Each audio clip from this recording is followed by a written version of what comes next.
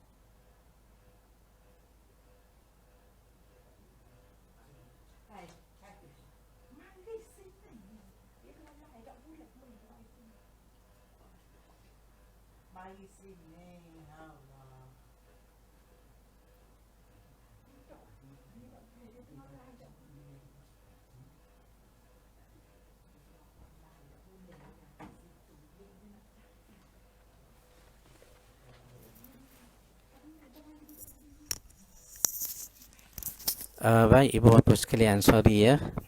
Okey, kita dah selesai satu benda nak buat tadi. Minta maaf banyak-banyak sahabat-sahabat sekalian. Okey, baik. Lalu Adi tadi ataupun Hatim, dia jamin Nabi SAW dapat masuk ke mana? Ke kota Mekah semula dengan selamat. Jadi bila Nabi SAW dapat masuk balik ke kota Makkah dengan selamat, jasa Adi bin Hatim ni ataupun namanya Hatim itu, Nabi kenang sangat. Nabi kenang sangat. Antaranya kalau kita tengok dalam peperangan Badar. Dalam peperangannya Badar. Dalam peperangan Badar ni kalau kita baca sejarahnya, betul lah. Ni peperangan pertama Nabi sertai ketika dah berhijrah di Madinah. Kerana peperangan Badar, ingat ke tidak? Wan Suryana Besang, saya ingat ke tidak? Peperangannya Badar ni berlaku bila? Umur Nabi 55 tahun. Umur Nabi 55 tahun. Tu berlaku peperangan Badar. Maknanya tahun kedua dah Nabi hijrah ke kota suci Madinatul Munawwarah. Dalam peperangan Badar, kita tawan musuh ni banyak, ramai sangat. Ramai kita tawan musuh. Dan antaranya musuh yang kita tawan akhirnya dibunuh juga. Ya, dibunuh.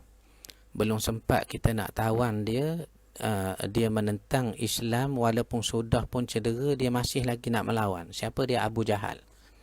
Abu Jahal ayah kepada Ikrimah bin Abu Jahal. Terbunuh dalam peperangan Badar. Tetapi apa yang tak saya ceritakan di sini ialah Sewaktu Nabi tengok tawanan orang-orang kafir yang kita tawan ramai dalam peperangan Badar, apa Nabi sebut? Nabi bersabda, mafhumnya kata Nabi, kalaulah Adi bin Hatim ataupun nama Hatim tadilah yang telah kita bincang tu, kalaulah Adi atau Hatim itu masih hidup, kalau masih hidup, nescaya aku bebaskan ke seluruh tawanan ni kalau dia datang ke medan Badar dan suruh aku bebaskan. Mana kalau Adi tu masih hidup, dia datang ke medan Badar hari ni, lalu dia kata, Muhammad, bebaskan semua orang-orang musyrikin Makkah ini ataupun orang-orang Mekah ini yang kamu tawan. Kata Nabi, nescaya aku bebaskan. Apa yang dapat kita faham daripada riwayat ini? Rupanya Nabi kita sallallahu alaihi wasallam sangat-sangat mengenang budi. Sangat Nabi sallallahu alaihi wasallam mengenang budinya. Atas dasar itulah kalau kita baca dalam riwayat yang lain, ya, kita baca dalam riwayat yang lain Pak Long, kita tengok dalam riwayat lain ada disebut ketika Nabi SAW duduk di Madinah, ada riwayat kata setiap hari Isnin Nabi biasanya akan keluar dari Madinah untuk bersembahyang di Quba. Setiap hari Isnin ni riwayat sebut. Setiap hari Isnin Nabi keluar dari Madinah untuk bersolat di Quba. Quba ni kita tahulah masjid pertama yang dibina oleh Rasulullah sallallahu alaihi wasallam dalam peristiwa hijrah tu. Bila Nabi bina masjid Quba 8 Rabiul Awal. 8 Rabiul Awal hari Isnin. Nabi bina dengan tangan baginda yang mulia. Sempat baginda bersolat di masjid Quba 17 waktu. 17 waktu. Baik, sahabat-sahabat sekalian, kalau boleh saya bertanya, ya, jelas ke suara? Kerana di skrin saya ni nampak macam agak hanging sedikit. Tu yang saya terhenti lama tadi. Saya agak terhenti lama kerana nampak seperti hanging sedikit. Ya, kalau sahabat-sahabat boleh respon dahulu, audio kita jelas ke tidak, dan apakah live ini dapat tengok jelas dengan saya, kerana kita melihat di skrin ni agak hanging sedikit.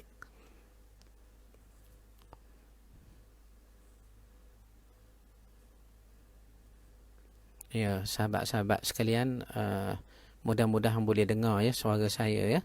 Kerana saya kadang-kadang tu yang diam lama tu kerana nampak macam hanging sedikit. Okey, baik. Okey, terima kasih Hafif. Okey, Hafif. Adi, Nuraini, Nurzuyati. Okey, terima kasih. Okey, Alhamdulillah. Maknanya kita dapat dengar jelas, ya. Okey, baik. Kita sambung.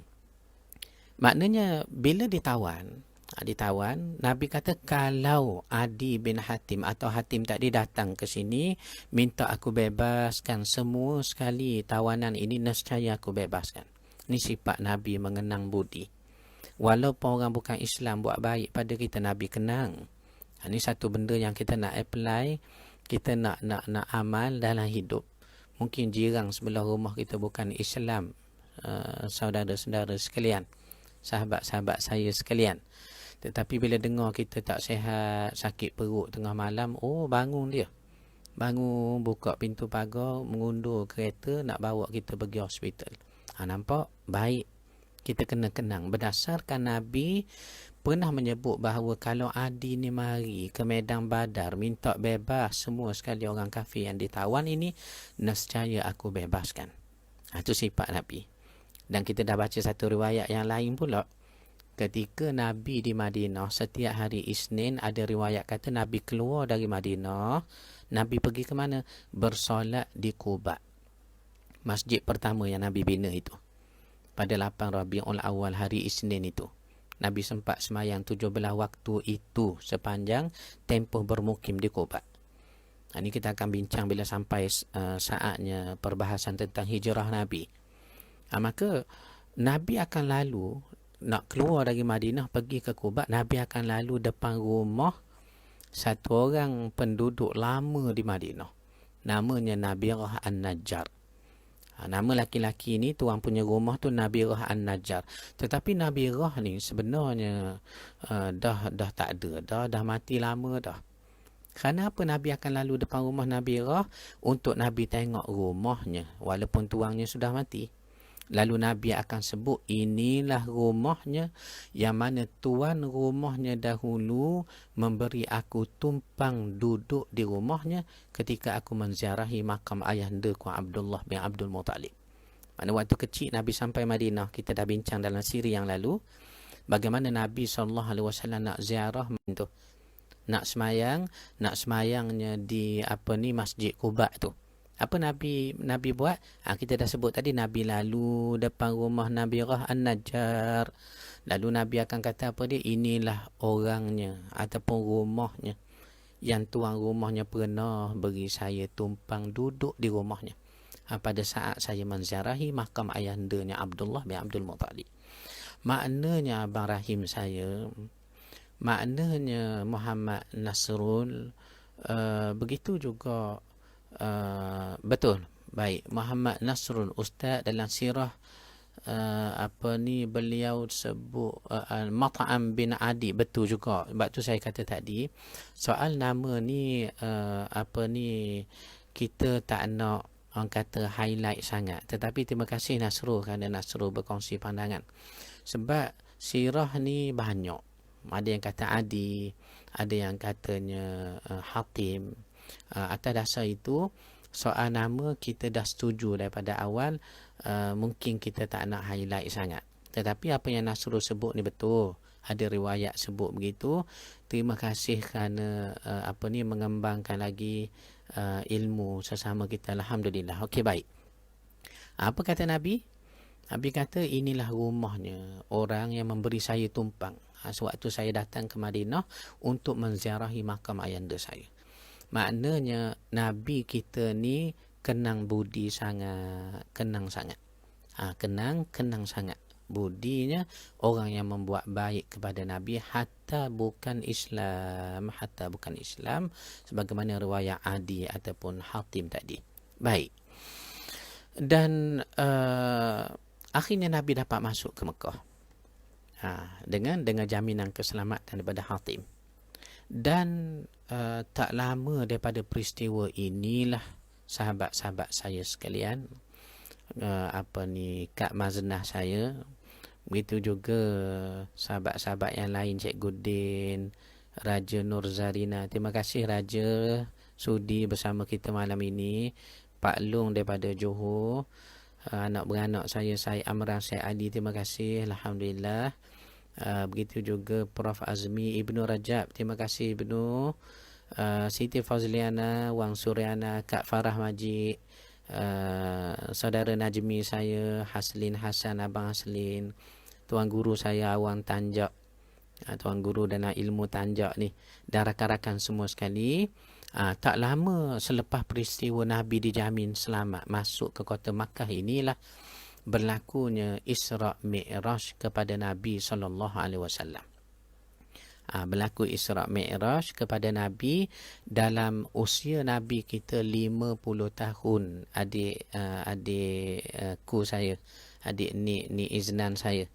Isra' Mi'raj berlaku kepada Nabi tak lama selepas peristiwa inilah. Itulah ketika umur Nabi 50 tahun. Tetapi Kak Maznah dan juga Wan Suryana, walaupun kita sebut dalam umur Nabi 50 berlaku Isra' Mi'raj, kita juga tidak lupa. Sebenarnya Isra' Mi'raj ni khilaf di kalangan ulama. Maknanya Ahlus Siyar, our scholars dalam bidang sirah tidak sepakat. Apa dia? Dalam menentukan bilakah sebenarnya Isra' Mi'raj berlaku. Yang kita baca riwayat sekarang, umur Nabi 50 tahun. Pandangan ini dikemukakan oleh satu alim besar, scholars besar dalam bidang sirah, iaitulah Al-Allamah Sulaiman Al-Mansufuri rahimahullah alaih. Ada pendapat-pendapat ini dikemukakan dalam karya yang sedang kita baca ni, yang kita jadikan asas sirah ini. Katanya pendapat tentang Isra' Mi'raj banyak sangat Cikgu Ding. Antaranya umur Nabi 50 berlaku Isra' Mi'raj, kata ulama. Siapa? Allamah Sulaiman Al-Mansufuri mempelopori pendapat ini. Tetapi di sana ada pandangan yang lain juga. Ada pandangan lain juga, Kak Wan. Banyak pandangan tentang bila berlaku Isra' Mi'raj. Antaranya Imam At-Tabari. Imam At-Tabari iaitulah satu scholars dalam bidang tafsir. Yang kita baca tafsirnya, apa nama tafsirnya? Tafsir At-Tabari. Jadi Imam At-Tabari, kita baca pandangannya. Beliau berpandangan bahawa Nabi SAW Isra' Mi'raj seawal umur Nabi 40 tahun. Bayangkan apa ni Awang, bayangkan saudara saya Roslan, Nabi SAW ni yang kita dengar selalunya pandangan menyebut Nabi Isra' Mi'raj umur 50, tanggal 27 Rejab itu. Tetapi Imam At-Tabari, scholars dalam bidang tafsir, apa katanya? Tidak. Nabi Isra' Mi'raj seawal umur 40. Maknanya terima kenabian terus Nabi di Isra' dan Mi'rajkan. Ini pandangan Imam At-Tabari, scholars dalam bidang tafsir. Itu yang kita nak gambarkan. Peristiwa ini terlalu ramai ulama berminat kaji, nak cermati, nak dalami, nak selami, sehingga mereka berpandangan berdasarkan kajian dan juga riwayat yang mereka terima. Maka berlaku sedikit kekhilafan tentang bila berlaku Isra' Mi'raj. Jadi Imam At-Tabari kata apa dia tadi? Umur Nabi 40, Isra' Mi'raj Nabi kita. Di samping itu, Imamun Nawawi. Siapa Imamun Nawawi? Scholars kita besar dalam mazhab Syafi'i kita. Imamun Nawawi inilah yang mengarang antaranya kitab Al-Majmu' tu. Kitab fiqh Al-Majmu' tu. Di belakang kita, yang ujung sana, yang warna hitam sana tu, tu adalah jilid-jilid kitab Al-Majmu' lil Imam An-Nawawi rahimahullah alaih, yang menceritakan tentang subjek fiqh. Ya, Imam Nawawi, scholars besar dalam mazhab Syafi'i kita, dan Imam Qurtubi. Dan Imam Qurtubi, jadi Nawawi dengan Qurtubi, mereka kata dah Nabi Isra' Mi'raj ketika umur 45. Pulak dah Cikgu Ding. Tabari kata umur 40. Nawawi dengan Qurtubi kata 45. Sulaiman Al-Mansufuri rahimahullah alaih mengatakan 27 Rejab, tahun 10 kenabian, umur Nabi 50. Apa yang kita nak faham ni sahabat-sahabat sekalian? Peristiwa Isra' Mi'raj ni terlalu ramai sahabat ulama buat kajian. Kalau kita tengok kepada hadis Isra' Mi'raj, lebih daripada 20 orang sahabat meriwayatkan hadis itu. Nak menunjukkan apa? Berminatnya para ilmuwan, berminatnya sahabat yang lebih dahulu lagi untuk meneliti dan dengar mukjizatul kubra yang berlaku kepada Nabi kita sallallahu alaihi wasallam. Ya, yang berlaku pada Nabi kita sallallahu alaihi wasallam. Selamat datang Faiz Azhar. Terima kasih Faiz. Begitu juga saudara saya Baharudin Hashim. Terima kasih Din. Faizal, terima kasih Zal. Nolia Rahman, Kak Rohana, rakan-rakan yang masuk, Mak Atin saya, Asmida Mamat pun ada. Alhamdulillah Rabbil Alamin, rakan-rakan sekalian. Okey, baik. So, pandangan tentang bila berlaku Isra' Mi'raj ni kita dah sebut tadi, ulama tidak sepakat ya. Ada yang kata umur 40. Siapa? Imam At-Tabari. Ada yang kata berlaku ketika umur 45. Siapa? Qurtubi dan Nawawi. Tetapi pandangan yang masyhur, yang banyak dipilih oleh ulama, tak lain tak bukan ketika umur Nabi 50 tahun yang kita bincang sekarang ini. Yang ni 27 Rejab. Lebih kurang 3 hari sudah kita menyambut Isra' Mi'raj itu. Inilah kita bahas malam ini. Dan bila sebut Isra' Mi'raj, bagaimana ia bermula? Isra' ni kita tahulah maksudnya perjalanan Nabi dengan kehendak Allah. Perjalanan Nabi dengan kehendak Allah dari Mekah ke Masjidil Aqsa yang letaknya di Filastin. Masjidil Aqsa yang letaknya di Filastin. Dan Mi'raj pula ialah perjalanan Nabi daripada Filastin tu, Masjidil Aqsa tu, naik merentasi 7 langit sampai ke Sidratul Muntaha, berlaku apa yang Allah kehendaki kepada Nabi di situ, kemudian menerima kefarduan solat, masuk syurga melawat syurga, dan diperlihatkan neraka, dan diperlihatkan sebahagian kebesaran Allah kepada Nabi, kemudian barulah dihantar pula Nabi pulang ke sisi Baitillah Al-Haram itu. Itu maksud Mi'raj. Dan nas Al-Quran yang menjadi asas ataupun dalil peristiwa Isra' Mi'raj ini ada disebut. Antaranya dalam surah Isra'. Dalam surah Isra', sahabat saya Raja Nuzarina. Agaknya raja selain daripada nama surah tu surah Isra', nama bagi surah Isra' juga dikenali sebagai nama apa? Mana nama lain bagi surah Isra'. Contoh kita kata surah Taubah, nama lain baginya surah Bara'ah. Surah Bara'ah. Kalau sebut surah Isra', sahabat saya Raja, nama lain bagi nama surah Isra', apa agaknya Raja? Apa agaknya Raja? Jangan lupa surah Bani Israel. Surah Bani Israel. Boleh tanya Ustaz Lutfi Lokman kita. Apa ni, EPL Travel ni ada malam ni. Ni orang hafal Quran ni, dia Mahat Tahfiz Terengganu ni. Surah Bani Israel, betul. Betul Ibnu Rajab, surah Bani Israel. Nama lain bagi surah Isra'. Surah Isra'. Apa ayatnya yang kita baca tentang Isra' Nabi? Allah menyebut, A'udzubillahi minasyaitonirrajim, Bismillahirrahmanirrahim. Subhanalladzi asra bi'abdihi laylan minal masjidil harami ilal masjidil aqsa alladzi barakna hawlahu linuriyahu min ayatina innahu huwas sami'ul basir. Sampai habis ayat itu. Maha sucinya Allah yang memperjalankan hambanya pada suatu malam dari Masjidil Haram Mekah ilal Masjidil Aqsa di Filastin tu. Apa tujuan Allah perjalankan Nabi kita? Linuriyahu min ayatina. Di sini kita nak cermat sikit tafsir tu. Linuriyahu min ayatina. Untuk kami, kata Allah, nak perlihatkan kepada hamba kami Muhammad tadi sebahagian dari kekuasaan kami. Min ayatina. Maknanya Sally, bila Nabi SAW ni merentasi daripada Mekah ke Filastin, kemudian dinaikkan sehingga ke langit ke-7, kemudian ke Sidratul Muntaha, kemudian menerima kefarduan solat, kemudian masuk syurga, lawat syurga, dan diperlihatkan neraka, kemudian berlaku perkara-perkara yang Allah takdir nak berlaku pada Nabi.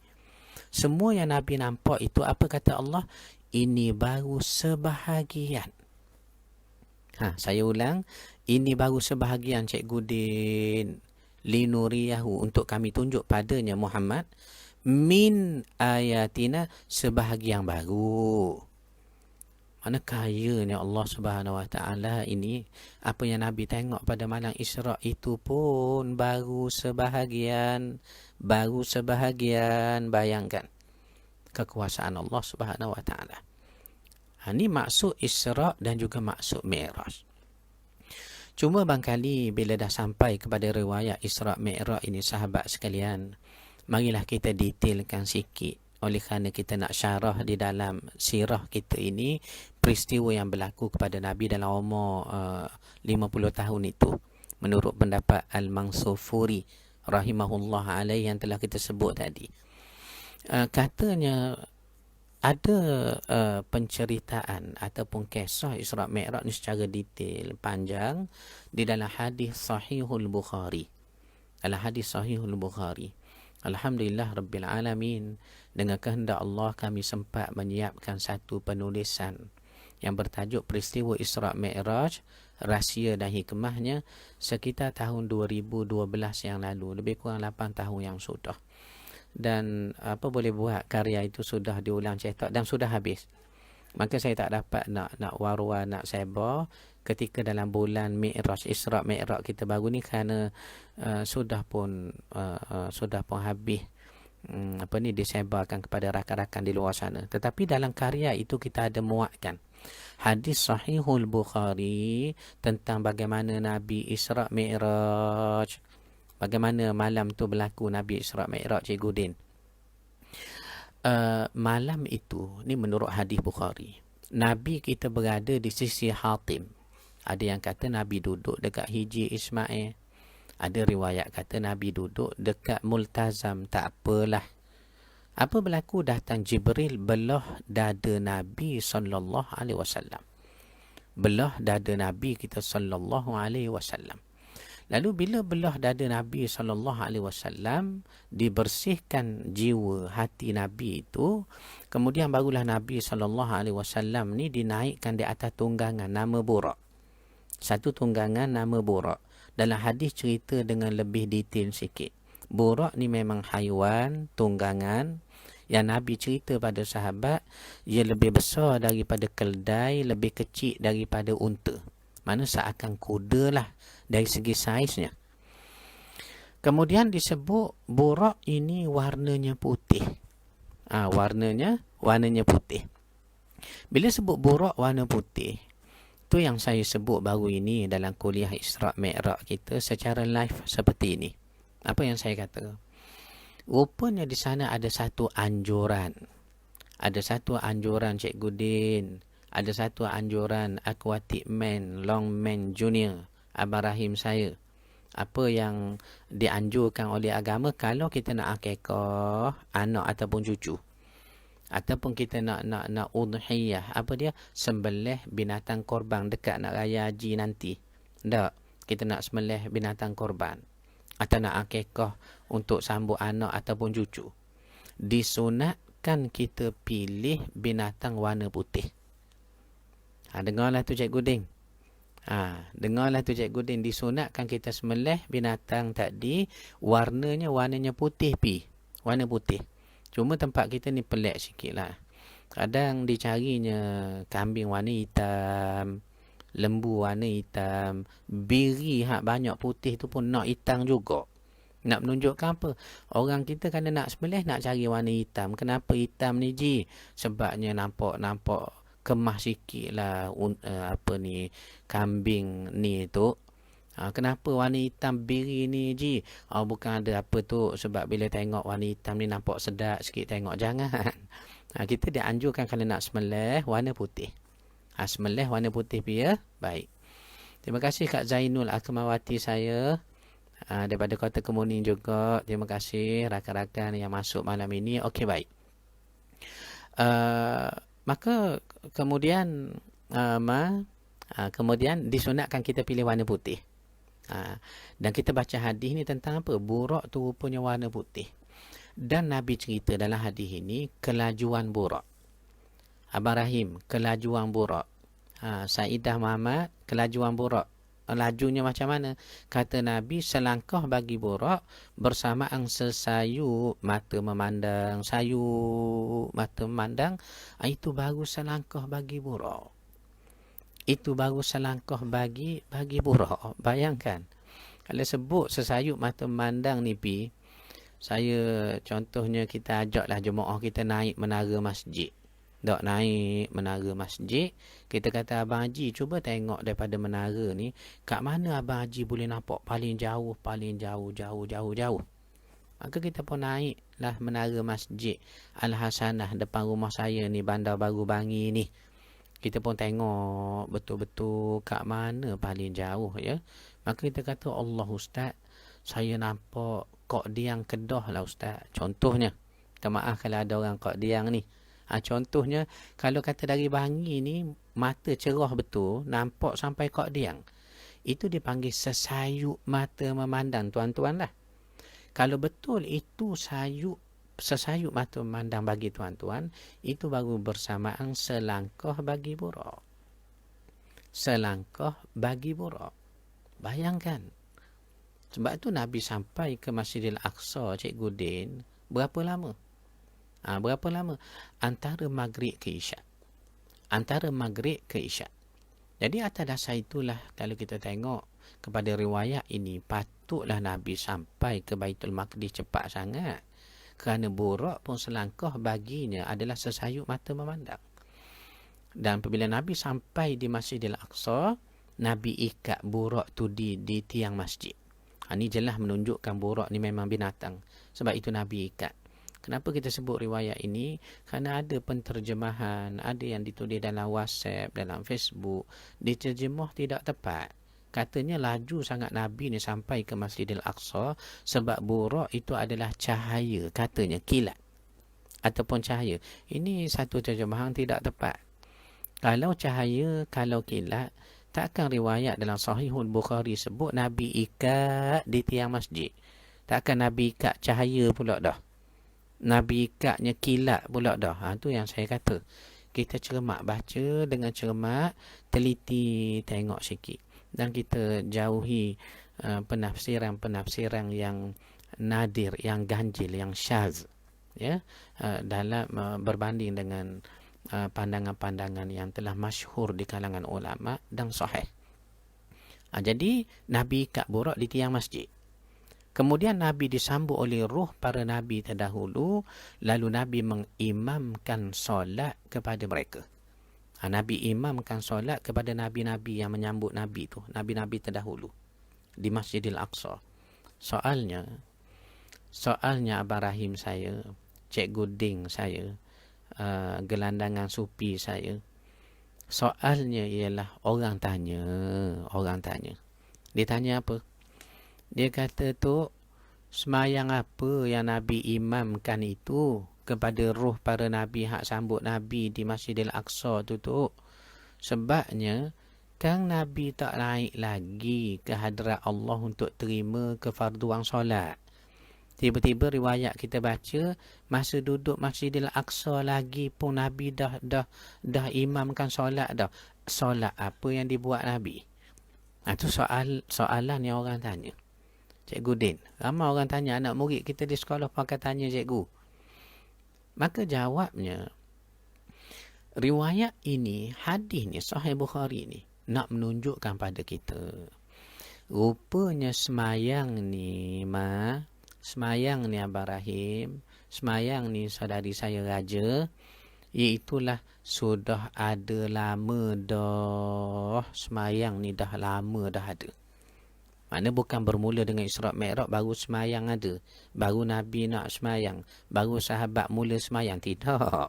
Sebelum Isra' Mi'raj pun Nabi sudah semayang. Cuma semayang sebelum Isra' Mi'raj, tata cara perlaksanaannya. Ataupun jumlah rakaatnya. Ataupun bentuk solatnya berbeza sangat dengan solat yang diterima Nabi pada malam Isra' Mi'raj. Sebab tu kalau kita baca Al-Quran, kita akan jumpa ayat tentang semayang. Walaupun bukan perihal tentang Nabi kita. Contoh kepada Maryam, mak Nabi Isa. Ya, Maryam, Mary. Apa disebut? Ya Maryamu kunuti li rabbiki wasjudi warka'i ma'arraki'in. Wahai Maryam, berserahlah, ibadatlah sungguh-sungguh kepada Tuhanmu, Rabbiki, dengan cara wasjudi, sujud, warka'i, raka'. Nampak tak tu cikgu? Nampak ayat menunjukkan Maryam semayang dah. Siti Nurbaya, terima kasih Siti. Begitu juga sahabat saya Ustaz Zamri, Syekh Zamri. Maknanya semayang sudah ada lama dah. Dalilnya Maryam semayang, Al-Quran kita dah baca. Begitu juga kita baca dalam suratul Kahfi hari Jumaat. Lanattakhidanna alaihim masjida. Apa kata Nabi SAW? Apa kata Allah Subhanahu Wa Taala dalam nas ini? Katanya Allah, diceritanya perihal Ashabul Kahfi. Yang mana Allah nak jadikan sebahagian daripada ruang gua tempat mereka berlindung itu. Yang kita pergi ziarah Ashabul Kahfi di Urdun tu. Alhamdulillah, Allah takdirkan kami sampai di gua Ashabul Kahfi. Alhamdulillah, Allah takdirkan kami sampai ke Masjidil Aqsa. Alhamdulillah, Allah takdirkan kami sampai ke mana bumi Filistin. Tengok Wailing Wall tu, tempat ratapan bagi orang Yahudi tu. Alhamdulillah ibu bapa sekalian, kami berkesempatan sampai. Dan sampai tu pula sekali dengan baju Melayu dengan songkok. Di bumi Palestin, kita pakai baju Melayu kita. Okey, apa yang nak diberitahu tadi? Memang semayang tu sudah ada lama dah. Lanattakhidanna alaihim masjidah, dalam suratul Kahfi. Allah jadikan sebahagian daripada ruang gua itu, orang-orang Ashabul Kahfi ni jadikan tempat masjidah, masjid. Masjidah. Apa maksud masjid? Sahibul Fadilah Hadinda saya Muhammad Fazli, masjid apa maksudnya? Masjid masjid maksudnya tempat sujud. Musalla tempat solat, masjid tempat sujud, musalla tempat solat. Maknanya dah menggambarkan ada ibadat sujud, ada ibadat semayang. Maka fahamlah kita, sebelum Isra' Mi'raj, semayang sudah ada dah. Dan Nabi pun semayang. Bagaimana Nabi semayang sebelum Isra' Mi'raj? 2 rakaat. Sekali pagi, sekali petang. Prof Azmi saya. Pagi sekali 2 rakaat. Petang pula sekali lagi 2 rakaat juga. Mana 2 waktu sehari semalam dengan bilangan rakaatnya hanya 2 rakaat sahaja, bil asyi wal ibkar. Ni semayang cara dulu. Ada riwayat kata orang awal yang paling mula-mula kali semayang siapa? Nabi Adam alaihissalam. Tetapi semayang Nabi Adam dengan cara yang Allah tunjuk ketika itu kepada baginda. Ada riwayat kata baginda sujud kemudian tasbih. Kalimah tasbih yang dia ajar Allah kepada Nabi Adam. Sujud dan tasbih. Itu semayang cara kepada baginda yang ditunjuk Allah. Kemudian generasi berikutnya semayang. Antaranya yang kita sebut tadi, sejauh yang kita tahu, yang lain tak tahu, Allahu a'lam. Disebut 2 rakaat pagi, 2 rakaat petang. Ni kalau hal semayang. Kalau hal puasa ni, kita nak puasa tak lama dah ni. Apa Allah Ta'ala sebut? Nas Al-Quran, pensyariatan puasa yang turun ayat ini dalam bulan Sya'ban tahun kedua Hijrah. Mana Nabi dah sampai ke Madinah tahun kedua, umur Nabi 55, baru mula puasa dengan tata cara syariat Nabi. Tetapi puasa sebelum itu sudah ada dah, macam semayang juga. Ahli tafsir kata, bila Al-Quran kata ya ayyuhalladina amanu kutiba alaikumus siyam kama kutiba alal ladina min qablikum la'allakum tattaqun, wahai orang-orang beriman, diwajibkan kepada kamu puasa sebagaimana orang dulu kala pun puasa dah. Terjemah bahasa Terengganu terus. Nas Al-Quran ni bahasa Arab, saya terjemah Terengganu terus. Apa dia? Sebagaimana orang dulu puasa dah, menunjukkan orang dulu memang puasa. Orang pertama puasa siapa? Katanya ahli tafsir, baik Qurtubi, Wat-Tabari, Ibn Kathir, bila menafsirkan ayat ini, kama kutiba alal ladzina min qablikum, seperti mana orang dulu puasa juga dah, tak lain tak bukan orang pertama puasa atas muka dunia ialah Nabi Nuh alaihissalam. Nabi Nuh kita. Ialah orang yang mula-mula puasa. Maknanya memberi faham pada kita puasa sudah ada lama. Semayang lebih lama lagi. Cuma semayang yang Nabi terima pada malam Isra' Mi'raj itu lebih sempurna. Ada orang tanya Cikgu Din, ada orang tanya Abang Rahim, Prof Azmi, apa dia kata? Dia kata, kenapalah Allah tak kekalkan semayang cara dulu tu kepada kita ni, paling tidak 2 rakaat saja, dan paling tidak 2 waktu saja, pagi 2 rakaat, petang pula 2 rakaat. Kenapalah tidak dikekalkan? Ditanyanya Prof. Sekali-sekala cakap perak pula kanda, insya-Allah mudah-mudahan. Baik, kenapa? Jawabnya tak lain tak bukan, inilah semayang yang paling sempurna. Kita ulang sekali lagi tu. Kenapa kita semayang sampai 5 waktu? Orang dulu semayang 2 waktu saja. Dan 2 rakaat kita sampai 4, kita sampai sekian, waktunya banyak pula. Kenapa? Inilah solat yang paling sempurna sekali. Mengapa kita puasa? Tak macam Nabi Nuh puasa kah? Tak macam Nabi Daud puasa kah? Tak macam Nabi Musa puasa kah? Dari segi tata cara pelaksanaan. Maka jawabnya, inilah puasa yang paling sempurna juga, penutup sekalian syariat dibawa oleh penutup sekalian Nabi Sayyidul Anbiya wal Mursalin. Maka faham kita di situ bahawa Nabi mengimamkan solat kepada roh para Nabi itu adalah solat jenis dulu 2 rakaat. Dan kemudian dalam Sahihul Bukhari juga, sahabat-sahabat sekalian, ada cerita Nabi dibelah pula dada sekali lagi. Nabi dibelah pula dadanya sekali lagi di Masjidil Aqsa. Kemudian baru Nabi dibawa merentasi 7 langit. Soal nabi-nabi yang ditemui oleh Rasulullah sallallahu alaihi wasallam di langit-langit sehingga langit ke-7 itu kita tak nak detailkan sangatlah kerana semua sudah maklum. Cuma kita terus nak pergi ke langit ke-7. Bila sampai langit ke-7, Nabi kata, aku disambut oleh moyangku Ibrahim. Oleh moyangku Ibrahim. Betul. Ibrahim ni moyang Nabi. Kita tengok genealogi, salah silah, nasab Nabi kita.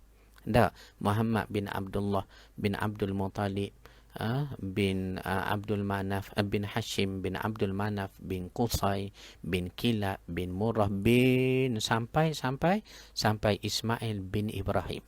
Betul lah Nabi ni keturunan Bani Ismail, anak kepada Ibrahim alaihissalam.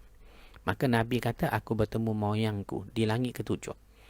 Dan dilihat oleh Nabi akan moyangnya Ibrahim itu bersandar kat mana? Kat Baitul Ma'mur.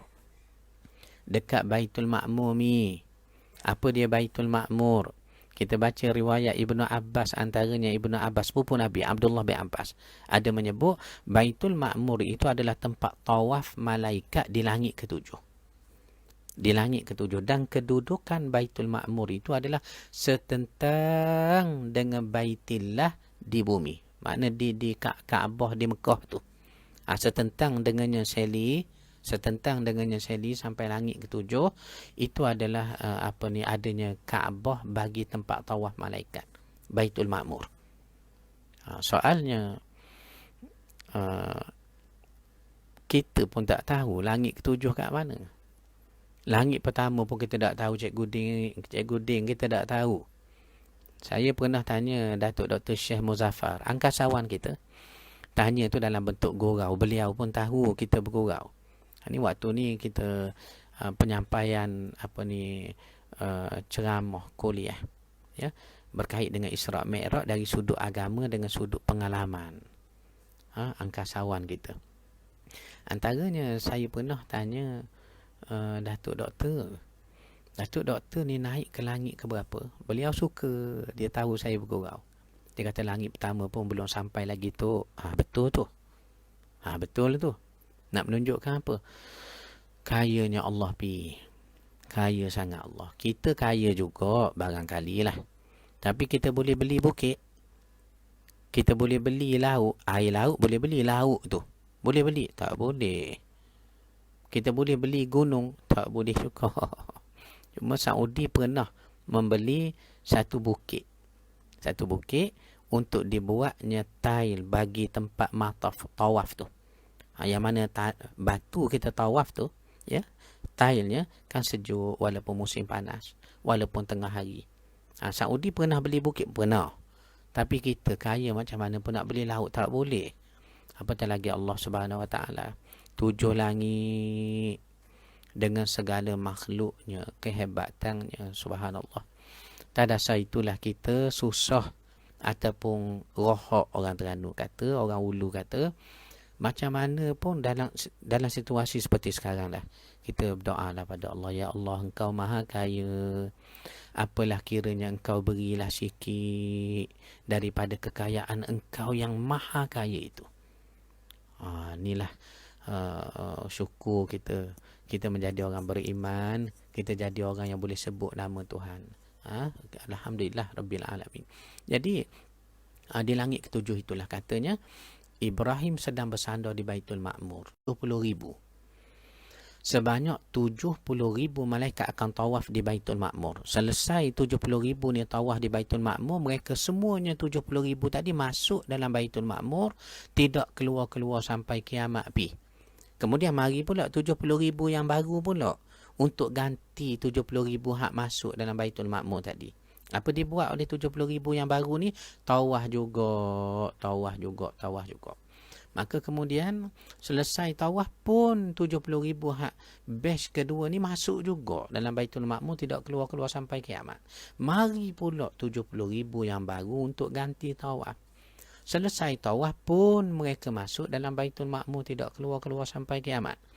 Kemudian mari pula 70,000 yang baru akan ganti tawaf. Selesai tawaf pun mereka masuk dalam Baitul Ma'mur, tidak keluar-keluar sampai kiamat.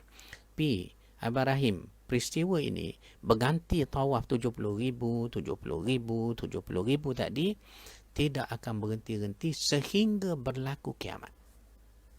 Sehingga berlaku kiamat. Bayang, subhanallah. Allahu Akbar. Besarnya kerajaan Allah, ramanya malaikat Allah. Kata ulama, saya ingat guru saya, almarhum Al-Imam Profesor Dr. Muhammad Abdul Latif Saleh Al-Farfuri Al-Hasani. Ini ulama besar dunia. Ulama besar dunia, Tuan Ali Majma' Fiqh Antarabangsa. Satu alim besar dalam mazhab Maliki pun, dalam 4 mazhab pun. Daripada Syam, daripada Syariah, meninggal dah pi. Meninggal dah guru ana ni, kami sempat khidmat kepada beliau. Saya ingat dia kata Rashidi, saya ingat lagi. Dia kata Rashidi, kalau 100%, ni terjemah teruslah ni. Kalau dalam 100%, 90% ialah malaikat. Dengar tu Abah Rahim. Daripada 100%, 90% ialah malaikat. Dan 9% ialah iblis menguasai syaitan dan juga jin-jin kafir tu. 90% malaikat, 9% iblis dengan syaitan, jin semua sekali. Mana jin ni ramai tu? Ramai. Kalau tak tahu, kalau nak tahu jin ramai tak ramai, kena tanya ke kanda saya tu, perawat Darul Syifa kita, kekanda saya Abi Afiq Ibn Rahman ni, imam masjid nilai kita, perawat Darul Syifa kita. Jin ramai, 9%. Dan baki 1% tadi Abah Rahim, siapa? Kita lah. Kita lah hak baki 1% tu. Itu pun kita berkongsi manusia dengan haiwan, dengan tumbuhan. Makna baki 1% tu kita, haiwan, tumbuhan. Makna kita tak ramai Abah Rahim. Kita tak ramai sekali, 1%. Tapi dalam tak ramai itu pun, ya Allah, pening dah kita pi. Pening dah dalam 1% ni pun. Ya, pening. Apatah lagi malaikat 90%. Jin, syaitan, iblis ketuanya itu, jin-jin kafir ni 9%. Kita hanya 1%. Atas dasar itu, kalau riwayat ini menyebut bahawa malaikat tawaf 70,000, kemudian berganti-ganti sehingga kiamat, maka benarlah kekuasaan Allah ni terlalu besar. Terlalu besar. Kemudian kita baca dalam hadis Bukhari itu juga. Apa kata Nabi? Thumma urija bi hatta asma'u fi sarif al-aqlam. Kemudian aku dimi'rajkan lagi.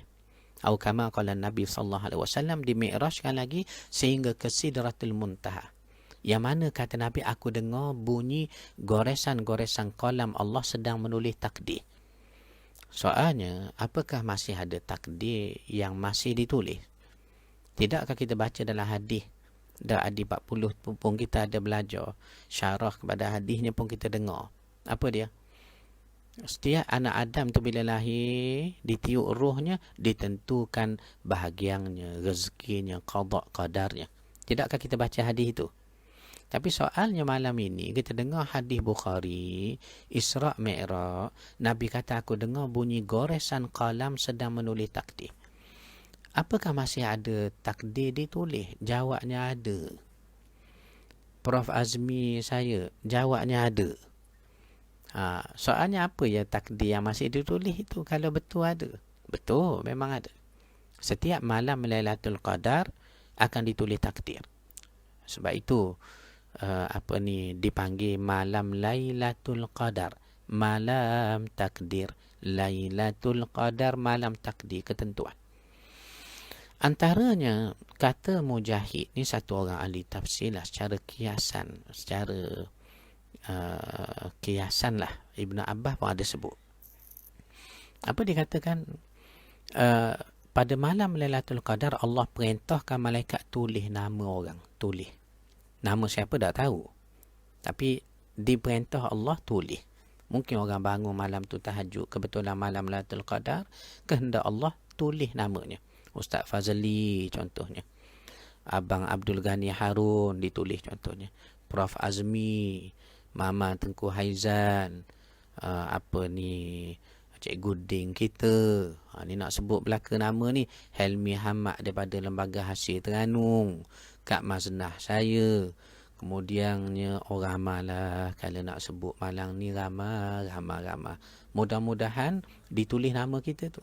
Dan sesiapa yang namanya ditulis pada malam Lailatul Qadar, kata Ibn Abbas ni dengan Mujahid, maka ia akan terpilih mengerjakan haji ke Baitullah pada tahun depan, tahun berikutnya. Tahun berikutnya. Bayangkan sesiapa yang namanya ditulis pada malam Lailatul Qadar, maka ia akan terpilih mengerjakan haji ke Baitullah pada tahun depan. Pada tahun depan. Maknanya orang buat haji tahun ni, nama dia ditulis pada malam Lailatul Qadar tahun sudah. Siapa yang dekat puasa ni bersungguh-sungguh dapat Lailatul Qadar, Allah rezeki pula namanya ditulis, maka dia akan mengerjakan haji tahun depan. Bagaimana inilah antaranya kata kelebihan kemuliaan malam Lailatul Qadar. Dan laginya di Sidratul Muntaha ada disebut dalam hadis, Nabi kata, aku melihat daun-daun pada pokok-pokok di Sidratul Muntaha. Bagaimana rupa pokoknya tu, wallahu taala alam, tak tahu. Laisa kamitslihi syai', tak akan sama dengan apa kita fikir. Keagungan, kebesaran, ketinggian Allah. Tetapi bila Nabi sebut daun, kita beriman lah. Daun, katanya Nabi, pada pokok-pokok di Sidratul Muntaha, lebarnya seperti telinga-telinga gajah. Seperti telinga-telinga gajah. Muhammad Syafiq saya. Begitu juga adik saya daripada Melaka, tokoh permata kita, Ibnu Muhammad Ilmi. Dengarlah abang sebut tadi tu. Maknanya kebesaran Allah Subhanahu Wa Taala itu. Nabi kata, aku melihat daun pada pokok-pokok di Sidratul Muntaha, lebarnya seperti telinga-telinga gajah. Dan disebut lagi, Nabi kata, aku diselubungi oleh warna-warna yang pelbagai, tetapi aku tak tahu nak cerita kepada kamu manusia. Mana terlalu indah, terlalu molek, terlalulah cantik yang Nabi tengok, Nabi tak tahu nak cerita. Macam kita lah, Cikgu Ding, pergi pasar malam, tiba-tiba tertengok satu orang perempuan, Allah cantik sangat. Kebetulan kita bujang lagi. Contohnya, kita pun, Allah, Cikgu Ding, terlupa habis nak beli apa yang mak pesang di pasar malam tadi. Bila balik tu, mak tegur pun tak dengar mana dah, terpegung. Mak kata, kenapa pula ni Ding? Minta maaf lah guna nama Cikgu Ding ni. Buat apa pula Ding jadi begini ni Ding? Kita pun kabur comel sangat, mak. Orang saya tengok. Mata bagai bintang timur, keningnya semut berbaris, hidungnya mancung bak seludang, pipi pauh dilayang, bibirnya delima merekah, dagunya sarang tempur, pinggangnya ramping macam kerengga, betisnya bagai bunting padi. Panjanglah kalau nak sebut, Cikgu Ding. Kenapa? Terpegung sangat. Nabi tengok suasana, cahaya, warna yang pelbagai menyelubungi Nabi SAW, yang mana Nabi kata, aku tak tahu nak cerita pada kamu manusia. Sebenarnya riwayat ini panjang, dan ada lagi pengalaman Nabi lalui nak masuk syurga. Kemudian Nabi melawat syurga, Nabi tengok hadis-hadis tentang syurga yang akan kita sebut itu. Kemudian Nabi diperlihatkan neraka, menerima kefarduan solat. Semuanya ini akan kita detailkan dalam siri sirah Nabi kita yang berikutnya, yakni yang ke-11 nanti. mudah-mudahan ya kita masih lagi terhenti pada perbahasan Isra' Mi'raj, umur Nabi 50 tahun. Jangan lupa sahabat-sahabat sekalian, kita berdoa mudah-mudahan kita istiqamah mengikuti kuliah sirah kita, dan juga kita diberi kebaikan yang banyak dengan sebab kecintaan kita kepada ilmu seperti ini. Jadi sebelum saya menamatkan kuliah kita ni, kita nak ucapkan terima kasih kepada rakan-rakan, sahabat-sahabat yang bersama malam ini. Bonda saya, Mama Tengku Haizan, Kak Ruzi, Mama Afiq, Nuraini, Dr. Siti Safia, Nur Mimi Mansur, Pak Long, Abang Din Samsudin, begitu juga Wan Suryana, Lia, iya terima kasih. Adi terima kasih Di, alhamdulillah Di, syukur Di. Begitu juga Haji Muhammad Arsyad Pak Syad, terima kasih. Sahabat saya, murid saya Abdul Hakim bin Datuk Azam, terima kasih Kim. Kak Wan Arita, terima kasih. Guru tanjak saya Awan Tanjak, Gelandangan Sufi Abang Haslin daripada Kota Tinggi. Begitu juga bonda nenda saya Tengku Aini pun datang, Tengku Aini Tengku Cik, nenda saya tuan-tuan Abang Rahim, Gelandangan Sufi Saidah, Syah Khairul Muhammad Mukhtar, terima kasih banyak Syah Muhammad Hafiq. Kemudian lagi sahabat Nur Zuriati Abu Hasan, terima kasih Zuriati. Abang Sabri daripada Johor, begitu juga Syekh Najmi daripada Pahang, Kak Farah daripada Putrajaya, Siti Fazliana kita, terima kasih adik Siti. Lia, iya, Abang Rahim daripada Bukit Kuda Kelang, Ibnu Rejab, terima kasih. Prof Azmi, terima kasih Prof daripada Sungai Merap. Ayahku Syed Amran, terima kasih ayahku, alhamdulillah. Begitu juga Pak Long daripada daripadanya Johor. Sahabat saya Raja, terima kasih Yang Mulia Raja sudi bersama kita malam ini. Kak Maznah, terima kasih daripada Surah An-Nur. Begitu juga Muhammad Nasrul yang membantu kita tambah maklumat. Ustaz dalam sirah telah menyebut bahawa yang memberi jaminan pada Nabi itu al-mat'am, betul. Terima kasih Nasrul. Begitu juga Kak Wan, terima kasih Kak Wan, Roslan, Rohana Nordin, Nolia Rahman, Faiza, terima kasih Zai, Ibnu Rajab, Faiz Azhar, terima kasih Faiz. Begitu juga saudara Baharudin Hashim, terima kasih. Tak lupa Umi Az-Zahra, terima kasih Umi. Elina Merang Mahari, begitu juga adik Lutfi saya Ibnu Rajab, Eliana Nazima Razali daripada Sarawak, alhamdulillah. Sally, terima kasih Sally daripada Putrajaya. Aquatic Man, Longman Junior, terima kasih. Begitu juga Zainul Akmawati, Kak Zainul daripada Kota Kemuning. Dan laginya Saidah Muhammad, terima kasih. Prof Azmi, Lukman An-Nakai, terima kasih. Mak Hohe Tohe ni, terima kasih Mak. Begitu juga Faiz Azhar, Syekh Zamri, Siti Nurbaya, Muhammad Fazli, Syekh Muhammad Fazli saya, Akhi Ahmad, terima kasih Akhi sudi masuk bersama kita malam ni Akhi. Tak lupa juga kepada Helmi Hamad, Lembaga Hasil daripada Terengganu. Sahabat-sahabat yang lain, Cikgu Ding saya, terima kasih. Kekanda saya Abi Afiq, Ibnu Rahman, rakan-rakan Abang Abdul Ghani, terima kasih bang daripada Surah As-Sabah. Ibnu Muhammad Ilmi, terima kasih adik saya daripada Melaka. Begitu juga rakan-rakan yang lain, Wang Suryana dan juga Kak Ruzi, rakan-rakan Wan Izzu Hilmi, terima kasih Izzu, jazakallah, afwan lakum wa iyyakum. Kak Wan, Abdul Hakim, Abang Samsul Rau-Rau, insya-Allah esok bang kita iklan panjang sikit besok. Ina Azman, terima kasih. Kak Fikah, terima kasih Kak Fikah. Begitu juga Mama Tengku Haiza, Nazir Makhta, Ayanda Haji Kasman saya, Muhammad Saifuddin Abdullah, Mariza Mansur, Din Gasi, Sep Ishak, Kak Sep, terima kasih Kak Sep. Kak Ramlah pun ada malam ni, alhamdulillah. Zukurin Shimota, terima kasih juga masuk malam ni. Rosni, sahabat saya, anak Pak Arung, Begitu juga rakan-rakan Jak Kadir, Inspirasi Abadi, Ina Azman dan Ina tanya bila ada lagi Ustaz. InsyaAllah kita 2 kali sehari. Pagi 11.30 pagi, malam 9 malam. Mudah-mudahan selamat berkat hendaknya. Aku qauli hadza wa astaghfirullahal azim li wa lakum. Wassalamualaikum warahmatullahi wabarakatuh. Alhamdulillah rabbil alamin. Alhamdulillah.